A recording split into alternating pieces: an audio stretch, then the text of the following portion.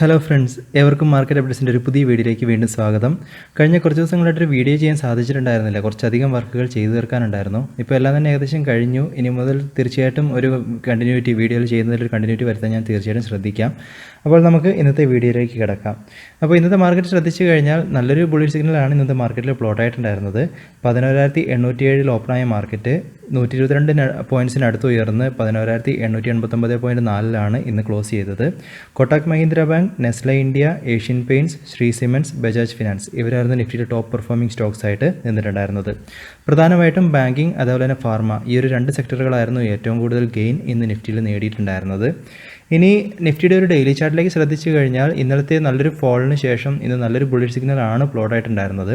എന്നിരുന്നാലും നമുക്ക് ഈ കഴിഞ്ഞ കുറച്ച് ദിവസങ്ങളിലെ ഒരു നിഫ്റ്റിയുടെ ഒരു മൂവ്മെൻറ്റൊക്കെ ശ്രദ്ധിച്ചു കഴിഞ്ഞാൽ കുറേ സൈഡ് വേ സെഷൻസ് ആണ് പോയിക്കൊണ്ടിരുന്നത്.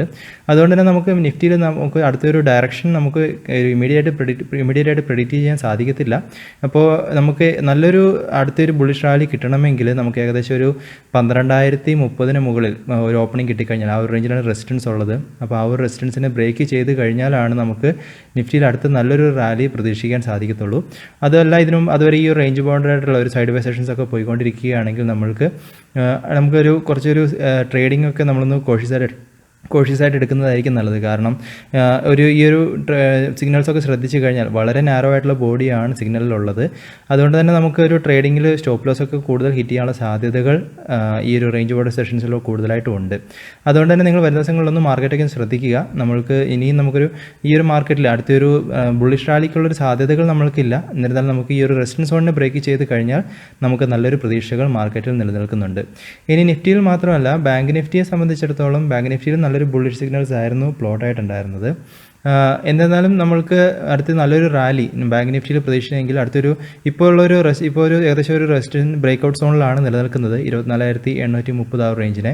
എന്നിരുന്നാലും നമുക്ക് നല്ലൊരു ബ്രേക്ക്ഔട്ടുകൾ ബാങ്ക് നിഫ്റ്റിയിൽ നല്ലൊരു റാലി പ്രതീക്ഷിക്കണമെന്നുണ്ടെങ്കിൽ നമ്മൾക്ക് 25,235 ആ ഒരു റേഞ്ചിലുള്ള റെസിസ്റ്റൻസിനെ ആ ഒരു പ്രീവിയസ് ഹൈനെ ബ്രേക്ക് ചെയ്ത് കഴിഞ്ഞാൽ നമുക്ക് ബാങ്ക് നിഫ്റ്റിയിൽ അടുത്ത നല്ലൊരു റാലി നിലനിൽക്കുന്നുണ്ട്. അതല്ല എന്നുണ്ടെങ്കിൽ നമുക്ക് ഈ ദിവസങ്ങളിൽ കണ്ടതുപോലെ ഈ റേഞ്ചിലുള്ള ഒരു റേഞ്ച് ബോർഡർ സെഷൻസ് നമുക്ക് വരുന്ന ദിവസങ്ങളിൽ ബാങ്ക് നിഫ്റ്റിയിലും പ്രതീക്ഷിക്കാം. അതുകൊണ്ട് തന്നെ ഈ ഒരു നിഫ്റ്റിയിലും ബാങ്ക് നിഫ്റ്റിയിലും നിങ്ങൾ ഈ വരുന്ന ദിവസങ്ങളിൽ ചാർട്ടുകൾ ശ്രദ്ധിക്കുക. ഈ ഒരു ബ്രേക്ക്ഔട്ടുകളാണ് നമ്മൾക്ക് അടുത്ത നല്ലൊരു റാലിക്കുള്ള ഒരു പ്രതീക്ഷകൾ തന്നുകൊണ്ട് ബാങ്ക് നിഫ്റ്റിയിലും നിലനിൽക്കുന്നത്. ഇനി അടുത്തതായിട്ട് നമ്മൾ ഗ്ലോബൽ മാർക്കറ്റ് സിറ്റുവേഷൻസിലേക്ക് വരികയാണെങ്കിൽ US മാർക്കറ്റ് ഇന്നലെ ഒരു നെഗറ്റീവ് എൻഡിംഗ് ആയിരുന്നു. 189 പോയിൻറ്റ്സ് ഡൗണിലാണ് നാസ്ഡാക്കിൽ ട്രേഡ് ഉണ്ടായിരിക്കുന്നത്. യൂറോപ്യൻ മാർക്കറ്റും സപ്പോർട്ടീവായിട്ടല്ല ഇന്ന് കാണുന്നത്. എല്ലാം തന്നെ ഒരു നെഗറ്റീവ് സൈഡിലേക്കാണ് നിലനിൽക്കുന്നത്. ഏഷ്യൻ മാർക്കറ്റ് ശ്രദ്ധിച്ചു കഴിഞ്ഞാൽ ഒരു മിക്സഡ് ട്രെൻഡുകൾ കണ്ടുവരുന്നു. SGX നിഫ്റ്റി ഇപ്പോൾ 11 പോയിൻറ്റ്സ് അപ്പിൽ ട്രേഡ് ആയിക്കൊണ്ടിരിക്കുന്നു. ഗോൾഡിൻ്റെ പ്രൈസിൽ ഒരു ചെറിയ ഡിക്ലൈൻ വന്നിട്ടുണ്ട്. ക്രൂഡ് ഓയിലിൻ്റെ പ്രൈസിൽ ഫ്ലാറ്റ് ആയിട്ടുള്ളൊരു ട്രേഡിംഗ് ആണ് കാണാനുള്ളത്. രൂപയുടെ മൂല്യം ഡോളറിന് അഗേൻസ്റ്റ് ആയിട്ട് വീണ്ടും ഒരു ഗെയിൻ ചെറുതായിട്ടുണ്ടായിരുന്നു. 14 പൈസ ഉയർന്ന് 73.71 ട്രേഡ് എൻഡ് ആയിരിക്കുന്നത്. ഇൻസ്റ്റിറ്റ്യൂഷൻ ആക്ടിവിറ്റിയുടെ ഭാഗത്തേക്ക് വരികയാണെങ്കിൽ FIIൻ്റെ ഭാഗത്ത് നിന്ന് നല്ലൊരു പാർട്ടിസിപ്പേഷനാണ് കാണിച്ചിരിക്കുന്നത്. 3,514 കോടിയുടെ ഒരു നെറ്റ് ഇൻവെസ്റ്റ്മെൻറ്റ് ക്യാഷ് മാർക്കറ്റിലേക്ക് അവർ കൊടുത്തിട്ടുണ്ട് ഇന്ന്. ഇനി അതുപോലെ തന്നെ ഡൊമസ്റ്റിക് ഇൻസ്റ്റിറ്റ്യൂഷൻ്റെ ഭാഗത്ത് വീണ്ടും ഒരു സെല്ലിംഗ് ആണ് കാണുന്നത്. 1,570 കോടിയുടെ ഒരു നെറ്റ് വിത്ഡ്രോവൽ അവരുടെ ഭാഗത്ത് നിന്ന് ക്യാഷ് മാർക്കറ്റിൽ ഉണ്ടായിട്ടുണ്ട്. അപ്പോൾ ശ്രദ്ധിച്ചു കഴിഞ്ഞാൽ ഫോറിൻ ഇൻസ്റ്റിറ്റ്യൂഷൻസ് FII ഇപ്പോൾ പോസിറ്റീവായിട്ട് ഒരു മാർക്കറ്റിന് ഒരു പോസിറ്റീവ് മൂഡിലാണ് കാണിച്ചിരിക്കുന്നത്. എന്നിരുന്നാലും ഗ്ലോബൽ മാർക്കറ്റ് ട്രെൻഡൊക്കെ നമ്മൾക്ക് അത്ര ഒരു സപ്പോർട്ടീവായിട്ടല്ല ഇപ്പോൾ കാണാനുള്ളത്. രാവിലെ SGX നിഫ്റ്റിയുടെ ട്രെൻഡ് ഒന്ന് വാച്ച് ചെയ്യുക. അപ്പോൾ അതിൽ നിന്നും ഇന്ത്യൻ മാർക്കറ്റിൻ്റെ ഒരു ട്രെൻഡ് നമുക്ക് ഐഡൻറ്റിഫൈ ചെയ്യാൻ സാധിക്കുന്നതാണ്. ഇനി കുറച്ച് സ്റ്റോക്കുകൾ നമ്മളൊന്ന് അനാലിസിസിന് എടുത്തു കഴിഞ്ഞാൽ ജസ്റ്റ് ഡയലിൽ കഴിഞ്ഞ കുറച്ച് ദിവസങ്ങളായിട്ട് നല്ല റാലികളാണ് കണ്ടുവരുന്നത്. ഇപ്പോൾ കഴിഞ്ഞ കുറേ നാളുകളായിട്ടൊരു റേഞ്ച് ബൗണ്ടറായിട്ടുള്ളൊരു ട്രേഡിംഗ് ആയിരുന്നു കണ്ടുകൊണ്ടിരുന്നത്. അതിനുശേഷം നല്ലൊരു ബ്രേക്ക്ഔട്ടുകൾ നടന്നു. അപ്പോൾ ഇപ്പോൾ ഏകദേശം ഒരു നല്ലൊരു ബ്രേക്ക്ഔട്ടുകളാണ്. ഇപ്പോൾ 300 പോയിൻറ്റ്സിനടുത്തുള്ളൊരു റാലിയാണ് ഇപ്പോൾ നടന്നിരിക്കുന്നത്. അപ്പോൾ വരുന്ന ദിവസങ്ങളിൽ ഈ ഒരു സ്റ്റോക്കിനെ ഒന്ന് ഫോക്കസ് ചെയ്യുന്നത് നല്ലതായിരിക്കും നിങ്ങളുടെ അനാലിസിസിലേക്ക്. അപ്പോളോ ഹോസ്പിറ്റലിനെ സംബന്ധിച്ചിടത്തോളം ഒരു ഡിക്ലൈനിന് ശേഷം വീണ്ടും ഒരു ബുള്ളിഷ് സിഗ്നൽ എന്ന് പ്ലോട്ട് ആയിട്ടുണ്ട്. അപ്പോൾ കഴിഞ്ഞ കുറേ ദിവസങ്ങളായിട്ട് ഡൗണിലേക്കായിരുന്നു പോയിക്കൊണ്ടിരുന്നത്. അപ്പോൾ അതിനുശേഷം ഇന്നൊരു ബുള്ളിഷ് സിഗ്നൽ പ്ലോട്ട് ആയിട്ടുണ്ട്. അതുകൊണ്ട് തന്നെ നമുക്കൊരു വരും ദിവസങ്ങളിൽ 22,145 മുകളിലൊരു ഓപ്പണിംഗ് കിട്ടുകയാണെങ്കിൽ അടുത്ത് നമുക്ക് ഏകദേശം 2,334 മുകളിൽ വരെയുള്ള ഒരു റാലി നമ്മൾക്ക് വരും ദിവസങ്ങളിൽ അപ്പോളോ ഹോസ്പിറ്റലിൽ പ്രതീക്ഷിക്കാം. അതുകൊണ്ട് തന്നെ നിങ്ങൾ ഈ ഒരു സ്റ്റോക്കിനെയും നിങ്ങളുടെ അനാലിസിസിലേക്ക് കൊണ്ടുവരാവുന്നതാണ്. ടാറ്റ കൺസ്യൂമേഴ്സ് നോക്കിക്കഴിഞ്ഞാൽ ഈ ഒരു സ്റ്റോക്കിലും നമ്മൾക്ക് വീണ്ടും ഒരു ബുള്ളിഷ് സിഗ്നൽസ് ആണ് കണ്ടുവരുന്നത്. ഒരു ഒരു ലോയിലേക്ക് പോയതിന് ശേഷം വീണ്ടും ഒരു സ്വിങ്ങിനുള്ളൊരു സാധ്യതകൾ നമ്മൾക്ക് തരുന്നുണ്ട് ഈ ഒരു സ്റ്റോക്ക്. അപ്പോൾ നിങ്ങൾ വരുന്ന ദിവസങ്ങളൊന്ന് ട്രാക്ക് ചെയ്യുക ഈ ഒരു സ്റ്റോക്കിനെയും. നമ്മൾക്കൊരു ബുള്ളിഷ് ഒരു കൺഫർമേഷൻസ് ഒക്കെ കിട്ടുകയാണെങ്കിൽ, ഒരു നല്ലൊരു അപ് ട്രെൻഡ് തുടരുകയാണെങ്കിൽ, നമുക്ക് ഏകദേശം 502 മുകളിൽ ഓപ്പണിംഗ് കിട്ടുകയാണെങ്കിലൊക്കെ നമുക്ക് അടുത്തൊരു റെസിസ്റ്റൻസ് സോണുകളായിട്ട് ഏകദേശം 526, തുടർന്ന് 560 ആ റേഞ്ചുകളിലാണ് നമുക്ക് ടാറ്റ കൺസ്യൂമേഴ്സിൽ അടുത്ത റെസിസ്റ്റൻസ് സോണുകൾ നിലനിൽക്കുന്നത്. പവർ ഗ്രേഡിലും കഴിഞ്ഞ ഒരു 4-5 ദിവസങ്ങളായിട്ട് നല്ലൊരു റാലികൾ കണ്ടുവരുന്നുണ്ട്. അപ്പോൾ നമുക്ക് അടുത്തൊരു റെസിസ്റ്റൻസ് സോണുകളായിട്ട് 178 റേഞ്ചിലാണ് നിലനിൽക്കുന്നത്. അപ്പോൾ നമുക്കൊരു 175 മുകളിലേക്ക് ഒരു ഓപ്പണിംഗ് കിട്ടുകയാണെങ്കിൽ തീർച്ചയായിട്ടും ഈ ഒരു സ്റ്റോക്കിനെ കൺസിഡർ ചെയ്യാവുന്നതാണ്. 200-ഡേ മൂവിങ് ആവറേജിനെ ഇന്ന് ബ്രേക്ക് ചെയ്തിട്ടാണ് ഈ ഒരു സ്റ്റോക്ക് ഉണ്ടായിരിക്കുന്നത്. അതുകൊണ്ട് തന്നെ നമുക്ക് ഒരു പ്രതീക്ഷകൾക്കുള്ള വകയുണ്ട്. എന്നിരുന്നാലും ഈ ഒരു ഇന്നത്തെ ഒരു ഹൈയിൽ നിന്നുള്ളൊരു ബ്രേക്ക് ഔട്ടുകൾ വാച്ച് ചെയ്യുന്നത് നല്ലതായിരിക്കും നമ്മൾക്ക്. ഇനി അടുത്തായിട്ട് ദീപക് നൈട്രേറ്റിനെ സംബന്ധിച്ചിടത്തോളം ഈ ഒരു സ്റ്റോക്കിലും ഒരു ബുള്ളിഷ് റിവേഴ്സൽസ് കണ്ടുവരുന്നുണ്ട്. അപ്പോൾ നമുക്ക് ഈ ഒരു ഡേയുടെ ഹൈ 748 മുകളിലേക്ക് നമുക്കൊരു ഓപ്പണിംഗ് കിട്ടുകയാണെങ്കിൽ നമുക്ക് അടുത്തൊരു റെസിസ്റ്റൻസ് സോണുകളായിട്ട് 847 റേഞ്ചുകളിലാണ് നിലനിൽക്കുന്നത്. ട്യൂബ് ഇൻവെസ്റ്റ്മെൻറ്റ് ഇന്ത്യ ഈ ഒരു സ്റ്റോക്കിലും നല്ല റാലികളാണ് കഴിഞ്ഞ 5 ദിവസങ്ങളിലായിട്ട് നിലനിൽക്കുന്നത്. ഒരു റെസിസ്റ്റൻസ് സോണുകളിലാണ് ഇപ്പോൾ ട്രേഡ് ആയിക്കൊണ്ടിരിക്കുന്നത്. അപ്പോൾ അതിൽ നിന്നൊരു ബ്രേക്ക് ഔട്ടുകൾ നടന്നു കഴിഞ്ഞാൽ തീർച്ചയായിട്ടും ഈ ഒരു സ്റ്റോക്കിനെ നമുക്ക് ഒരു ട്രേഡിങ്ങിനൊക്കെ ആയിട്ട് കൺസിഡർ ചെയ്യാവുന്നതാണ്. ഇനി അടുത്തായിട്ട് പ്രധാനപ്പെട്ട സ്റ്റോക്ക് അപ്ഡേറ്റുകളിലേക്ക് വരികയാണെങ്കിൽ, ഇന്ന് ഡീൽ വിൻസ് വന്ന അനൗൺസ്മെൻറ്റുകൾ വന്ന് ശ്രദ്ധിച്ചു കഴിഞ്ഞാൽ TCSനെ സംബന്ധിച്ചിടത്തോളം അവർ ഇഗ്നോറുമായിട്ടൊരു സ്ട്രാറ്റജിക് പാർട്ണർഷിപ്പ് വിൻ ചെയ്തിരിക്കുന്നു. അപ്പം ഇവർക്കൊരു പോസിറ്റീവ് ന്യൂസ് ആയിട്ടാണ് കാണാനുള്ളത് ഇത്. ഇനി ടാറ്റ മോട്ടോഴ്സിനെ സംബന്ധിച്ചിടത്തോളം ഇവർക്ക് ഈ നവരാത്രി സെയിൽസൊക്കെ ആരംഭിച്ചതിനെ തുടർന്ന് നല്ല സെയിൽസിൽ നല്ലൊരു ഗ്രോത്താണ് റിപ്പോർട്ട് ചെയ്തിരിക്കുന്നത്. കാർ ബുക്കിംഗ് നോക്കിക്കഴിഞ്ഞാൽ അതിൽ 100% ഗ്രോത്ത് ഉണ്ടായതായിട്ടാണ് CNBCയിൽ റിപ്പോർട്ട് ചെയ്തിരിക്കുന്നത്. അതുപോലെ തന്നെ പാസഞ്ചർ വെഹിക്കിൾ സെഗ്മെൻറ്റിലേക്ക് വരുമ്പോൾ 90% ഗ്രോത്തും ഉണ്ടായതായിട്ട് അവരുടെ CNBCയിൽ വന്ന റിപ്പോർട്ടിൽ പറയുന്നുണ്ട്.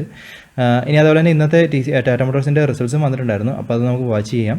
ഇനി അടുത്തായിട്ട് കാത്തലിക് സിറിയൻ ബാങ്കിനെ സംബന്ധിച്ചിടത്തോളം ഇവർ IIFL ഫിനാൻസുമായിട്ടൊരു പാർട്ണർഷിപ്പിലേക്ക് വന്നിട്ടുണ്ട്, അവരുടെ ഗോൾഡ് ലോൺ അസറ്റ് ഒക്കെ മാനേജ് ചെയ്യുന്നതിനായിട്ട്.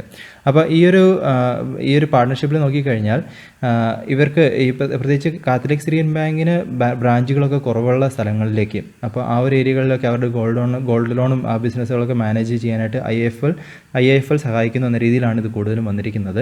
അപ്പോൾ ഇതൊരു വിൻ വിൻ സിറ്റുവേഷൻ ആയിട്ട് ആണ് കാണാനുള്ളത്. അപ്പോൾ രണ്ടുപേർക്കും ഒരു നേട്ടം എന്ന രീതിയിലും അതുപോലെ തന്നെ കാത്തലിക് സിറിയൻ ബാങ്കിന് പുതിയ ബിസിനസ്സുകൾ പിടിക്കുക എന്ന രീതിയിലും ഇവർക്ക് നേട്ടമായിട്ട് വരും എന്നാണ് അപ്ഡേറ്റുകളിൽ കാണാനുള്ളത്. ഇനി ടാറ്റ മോട്ടോഴ്സിൻ്റെ Q2 റിസൾട്ട്സിലേക്ക് വരുമ്പോൾ 307 കോടിയുടെ നെറ്റ് ലോസ് ആണ് ഈ ഒരു Q2 അവർ റിപ്പോർട്ട് ചെയ്തിരിക്കുന്നത്. പ്രധാനമായിട്ടും ലോക്ക്ഡൗണിൻ്റെ ഇമ്പാക്റ്റുകളാണ് അവർ കാണിച്ചിരിക്കുന്നത്. അതുപോലെ തന്നെ ഓപ്പറേഷൻസിൽ നിന്നുള്ള റവന്യൂ നോക്കിക്കഴിഞ്ഞാൽ അതിലും 18.19% ഡിപ്പ് ഉണ്ടായതായിട്ടാണ് അപ്ഡേറ്റുകളിൽ കാണിച്ചിരിക്കുന്നത്. അപ്പോൾ നാളെ ഈ ഒരു ടാറ്റ മോട്ടോഴ്സിൻ്റെ സ്റ്റോക്ക് നമുക്കൊന്ന് ഫോക്കസിൽ നിലനിർത്തേണ്ടതുണ്ട്. അപ്പോൾ ഈ ഒരു നവരാത്രി ഫെസ്റ്റിവലിനെ സംബന്ധിച്ച് സെയിൽസ് ഒക്കെ നോക്കുകയാണെങ്കിൽ അവർക്ക് പോസിറ്റീവായിട്ടും ഇവരുടെ റിസൾട്ട്സ് ഒരു നെഗറ്റീവായിട്ടുള്ള ഒരു ന്യൂസുമായിട്ടാണ് കാണുന്നത്. അപ്പോൾ തീർച്ചയായിട്ടും നാളെ ഈ ഒരു സ്റ്റോക്കിനെ നിങ്ങളൊന്ന് ഫോക്കസ് ചെയ്യുന്നത് നല്ലതായിരിക്കും. ഇനി അടുത്തായിട്ട് അമരരാജ ബാറ്ററീസിൻ്റെ Q2 റിസൾട്ട്സിലേക്ക് വരുമ്പോൾ റവന്യൂവിൽ 14% വർധനവും 29% ഡിക്ലൈനാണ് നെറ്റ് പ്രോഫിറ്റിലും റിപ്പോർട്ട് ചെയ്തിരിക്കുന്നത്. അവരുടെ എല്ലാ കീ സെക്ടറിലും നല്ലൊരു റീബൗണ്ട് നല്ലൊരു തിരിച്ചുവരവ് കാഴ്ചവെക്കാൻ സാധിച്ചു എന്ന് അവരുടെ അനൗൺസ്മെൻറ്റുകളിൽ പറയുന്നുണ്ട്. ഇന്ത്യ ബിസിനസ്സിലേക്ക് വരുമ്പോൾ ഒരു സസ്റ്റെയിൻഡ് ആയിട്ടുള്ള ഡിമാൻഡുകൾ അവർക്ക് ടെലികോം അതുപോലെ തന്നെ കൊമേഴ്ഷ്യൽ UPS മാർക്കറ്റിൽ നിന്ന് വരുന്നു. അതുപോലെ തന്നെ എക്സ്പോർട്സിൽ നോക്കിക്കഴിഞ്ഞാൽ അതിലും നല്ലൊരു ഗ്രോത്ത് ഉണ്ടാകുന്നു. അവരുടെ മാനുഫാക്ചറിങ് ഫെസിലിറ്റീസിലെല്ലാം തന്നെ 100% കപ്പാസിറ്റിയോടുകൂടി റൺ ചെയ്യാൻ സാധിക്കുന്നു എന്ന രീതിയിലും അപ്ഡേറ്റുകൾ കൊടുത്തിട്ടുണ്ടായിരുന്നു. നല്ലൊരു അപ്ഡേറ്റുകളായിരുന്നു ഇവരിന്ന് കൊടുത്തത്. അപ്പോൾ അതിനെ തുടർന്ന് നല്ലൊരു ഗെയിൻ എന്നൊരു സ്റ്റോക്കിലുണ്ടായിരുന്നു. നാളെയും നിങ്ങൾ ഈ ഒരു സ്റ്റോക്കിൽ നിന്ന് ട്രാക്ക് ചെയ്യുന്നത് നല്ലതായിരിക്കും. ഇനി അടുത്തായിട്ട് CEATലേക്ക് വരുമ്പോൾ റവന്യൂവിൽ 17% വർധനവും നെറ്റ് പ്രോഫിറ്റിൽ 152 കോടിയുടെ ഒരു വർധനവും അവർ റിപ്പോർട്ട് ചെയ്തിട്ടുണ്ട്. ഡെപ്റ്റ് ടു ഇക്വിറ്റി റേഷ്യോ നോക്കിക്കഴിഞ്ഞാൽ അതിലും ഒരു കുറവ് കൊണ്ടുവന്നു എന്ന രീതിയിലാണ് കാണിച്ചിരിക്കുന്നത്. ഇനി അടുത്തതായിട്ട് VST ഇൻഡസ്ട്രീസിലേക്ക് വരുമ്പോൾ റവന്യൂവിൽ 300 കോടിയാണ് റവന്യൂ റിപ്പോർട്ട് ചെയ്തിരിക്കുന്നത്. അതുപോലെ തന്നെ നെറ്റ് പ്രോഫിറ്റിൽ 16% വർധനവും ഉണ്ടായി എന്ന് അപ്ഡേറ്റുകളിൽ കാണിച്ചിട്ടുണ്ട്. ഇനി അടുത്തായിട്ട് M&M ഫിനാൻഷ്യൽസിലേക്ക് വരുമ്പോൾ റവന്യൂവിൽ ടോട്ടൽ ഇൻകത്തിൽ 5% വർധനവും നെറ്റ് പ്രോഫിറ്റിൽ 34% വർധനവും റിപ്പോർട്ട് ചെയ്തിരിക്കുന്നു. അതുപോലെ തന്നെ NPAയുടെ ഒരു ഭാഗം എടുത്തു കഴിഞ്ഞാൽ അതിൽ ഗ്രോസ് NPAയിലും നെറ്റ് NPAയിലും ഒരു കുറവ് കൊണ്ടുവരാൻ അവർക്ക് സാധിച്ചു എന്നും അപ്ഡേറ്റുകളിൽ കാണിച്ചിട്ടുണ്ട്. ഇനി അടുത്തായിട്ട് ഫിനോലെക്സ് ഇൻഡസ്ട്രീസ് ഇൻഡസ്ട്രീസിലേക്ക് വരുമ്പോൾ റവന്യൂവിൽ 1.6% വർധനവും നെറ്റ് പ്രോഫിറ്റിൽ 16.6% വർധനവും അവർക്കുണ്ടായിട്ടുണ്ട്. അതുപോലെ തന്നെ അവരുടെ ഓപ്പറേഷൻസ് എല്ലാം അവരുടെ ബിസിനസ്സിലെല്ലാം തന്നെ ഒരു തിരിച്ചുവരവ് റിക്കവറി നല്ല രീതിയിൽ ഉണ്ടായിട്ടുണ്ട്. അതുപോലെ തന്നെ കൊറോണയ്ക്ക് മുമ്പുള്ള ഒരു കാലയളവിലേക്ക് ഒരു നോർമൽ ഓപ്പറേഷൻസിലെ കണ്ടീഷൻസിലേക്ക് എത്താൻ സാധിച്ചു എന്നും അപ്ഡേറ്റുകളിൽ അവർ കാണിച്ചിരിക്കുന്നു. ഇനി അടുത്തായിട്ട് ടൊറൻറ്റ് ഫാർമയിലേക്ക് വരുമ്പോൾ റവന്യൂവിൽ ഒരു ഫ്ലാറ്റ് ആയിട്ടുള്ള വാല്യൂസാണ് റിപ്പോർട്ട് ചെയ്തിരിക്കുന്നത്. 2017 കോടിയുടെ റവന്യൂ ആണ് റിപ്പോർട്ട് ചെയ്തത്. അതുപോലെ തന്നെ നെറ്റ് പ്രോഫിറ്റ് നോക്കിക്കഴിഞ്ഞാൽ 27% വർധനവും ഉണ്ടായി എന്ന് പറയുന്നു. ഓരോ ഏരിയ വൈസ് റീജിയൻ വൈസ് അവരുടെ ഒരു ബിസിനസ് നോക്കിക്കഴിഞ്ഞാൽ ഇന്ത്യ റവന്യൂവിൽ 7% വർധനവും യുഎസും ബ്രസീലിലും അവർക്കൊരു ഡിക്ലൈൻ ആണ് വന്നിരിക്കുന്നത് റവന്യൂവിൽ. ജർമ്മനിയിൽ അവർക്ക് 4% വർധനവും റവന്യൂവിലുണ്ടായി എന്നും അപ്ഡേറ്റുകളിൽ കാണിച്ചിരിക്കുന്നു.